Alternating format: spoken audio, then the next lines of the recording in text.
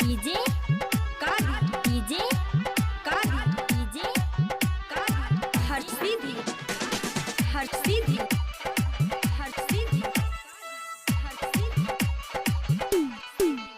हमरा दिलवा के हमरा दिलवा के हमरा दिलवा के तोड़े काहे जावे की रतिया में याद आवे। हमरा दिलवा के तोड़े काहे जावे की रतिया में याद आवे। हमर दिलवा हमर दिलवा हमर दिलवा हमर दिलवा हमरा दिलवा के तोड़े काहे जावे की रतिया में याद आवे। हमरा दिलवा के तोड़े काहे जावे की रतिया में याद आवे। हमरा दिलवा के तोड़े काहे जावे की रतिया में याद आवे। डीजे कादी डीजे कादी डीजे कादी हर सीधी हर सीधी हर सीधी हर सीधी हर सीधी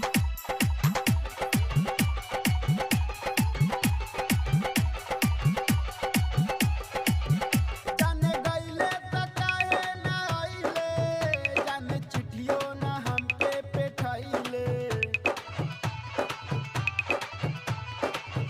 जाने गईले त काहे ना आइले जाने चिट्ठियों ना हमके पेठैले।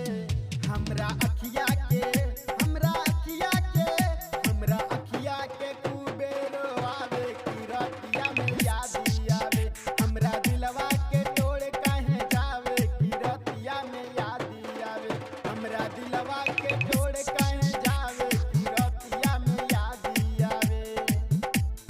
डीजे कादी डीजे कादी डीजे कादी हर सीधी हर सीधी हर सीधी हर सीधी शमशाद फिल्म्स पर जय।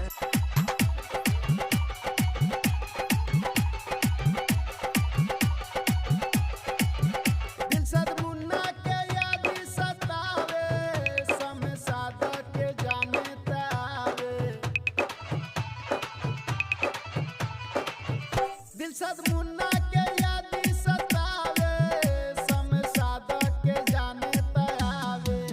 हमरा जान के हमरा जान के हमरा जान के प्यारे सतावे की रतिया में याद आवे। हमरा दिलवा के तोड़े काहे जावे की रतिया में याद आवे। हमरा दिलवा के तोड़े काहे जावे की रतिया में याद आवे। शमशाद रिकॉर्डिंग स्टूडियो मेघवल मठिया।